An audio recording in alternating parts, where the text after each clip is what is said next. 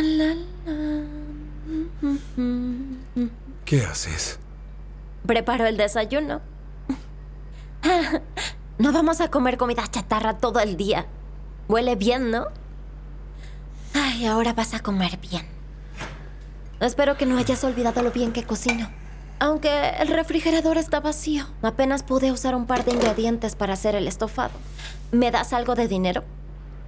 Iré al mercado a comprar comida. No toques eso.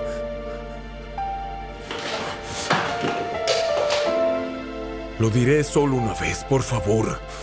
No toques nada sin mi permiso. ¿Entendido? ¿Por qué me gritaste? Solo quería ayudar. ¿Acaso no lo valoras? Evgeny, no me gusta que me grites.